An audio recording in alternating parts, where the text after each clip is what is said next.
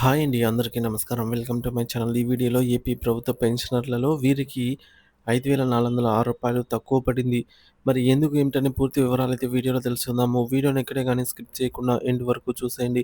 అప్పుడే ఇన్ఫర్మేషన్ పూర్తిగా అర్థమవుతుంది. అలాగే వీడియో చూస్తున్న ప్రతి ఒక్కరు వీడియోకి లైక్ చేయండి ఫ్రెండ్స్. ఈ వీడియోని తోటి పెన్షనర్ మిత్రులతో అయితే షేర్ చేయండి.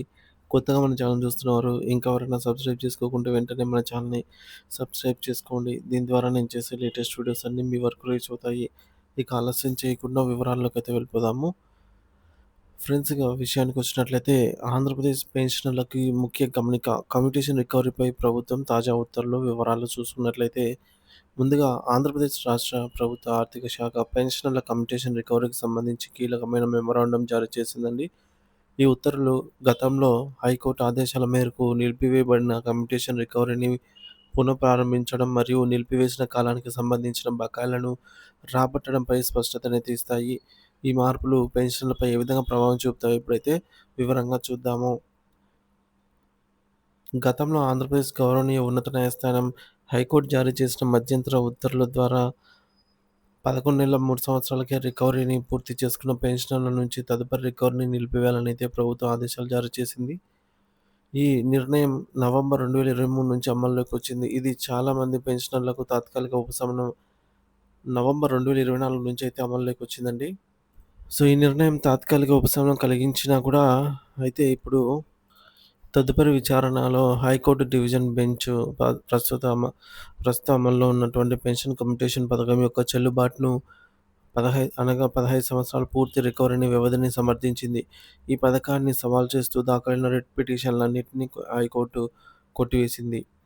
సో, హైకోర్టు తుది తీర్పు నేపథ్యంలో Andhra Pradesh civil pensioners commutation rules 1944లోని రూల్ 18 ప్రకారంగా committed value of pension CVP రికవరీని 15 సంవత్సరాల పూర్తి కాలానికి కొనసాగించాలని ప్రభుత్వం నిర్ణయించింది.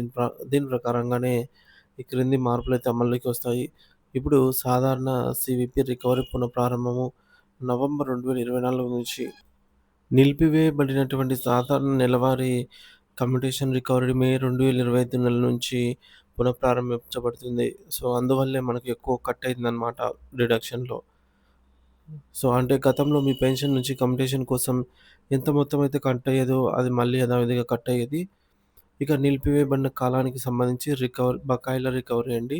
నవంబర్ 2024 నుంచి ఏప్రిల్ 2025 వరకు గల 6 నెలల కాలానికి గాను నిలిపివేయబడినటువంటి సీవీపీ మొత్తము ప్రభుత్వం అదనంగా చెల్లించిన మొత్తం బకాయిలుగా అయితే పరిగణించబడుతుంది. ఈ మొత్తం బకాయిల మొత్తాన్ని 12 సమాన నెలవారీ వాయిదాలలో ఈఎంఐ పద్ధతుల్లో పెన్షనర్ల నుంచి రికవరీ చేయాలని ప్రభుత్వం నిర్ణయించింది. ఈ బకాయిల రికవరీ కూడా మే 2025 పెన్షన్ నుంచి ఆహ్, చెల్లి ప్రారంభమవుతుంది. ముఖ్య గమనిక అండి. ఈ 12 నెలల పాటు పెన్షనర్లకు తమ పెన్షన్‌లో 2 రకాల సీవీపీ కోతలనైతే చూస్తారు. ఒకటి సాధారణ సీవీపీ కోత, రెండవది నిలిపివేయబడినటువంటి 6 నెలల కాలానికి సంబంధించిన వాయిదా. సో, ఈ అమౌంటే మనకు ఎక్స్‌ట్రాగా అయితే కట్ అయింది.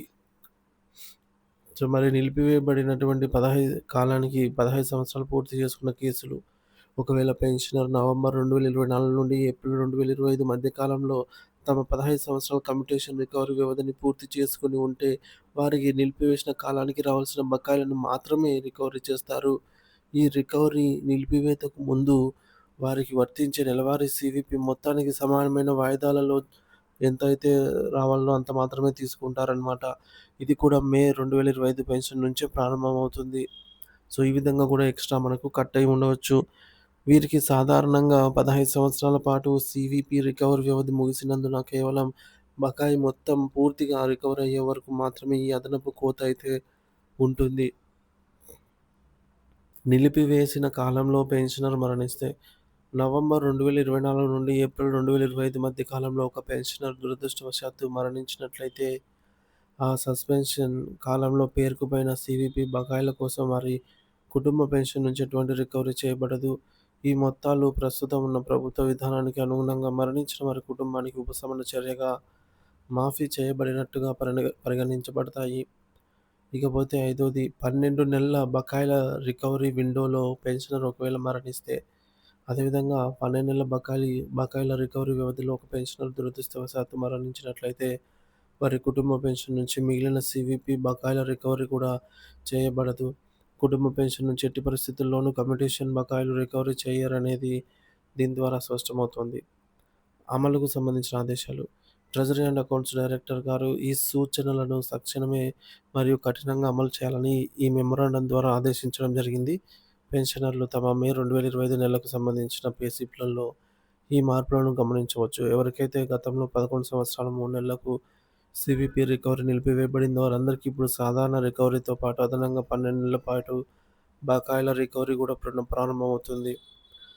కాబట్టి పెన్షనర్లు ఈ మార్పులను గమనించి తమకు తదనుగుణంగా ఆర్థిక ప్రణాళికను సర్దుబాటు చేసుకోవాలని సూచించడమైనది. ఏవైనా సందేహాలు, సలహాలు ఉన్నట్లయితే సంబంధిత ట్రెజరీ కార్యాలయాన్ని అయితే సంప్రదించగలరు. ఇది ఫ్రెండ్స్ కారణము. సో, ఒక పెన్షనర్ అయితే ఈ విధంగా మనకు కామెంట్ చేయడం జరిగింది. మాకు రూ. 5,406 తక్కువ పడింది. మళ్ళీ తెలిసింది ఇది కమ్యూటేషన్ డిడక్షన్ అని చెప్పేసి అనుకుంటున్నారు.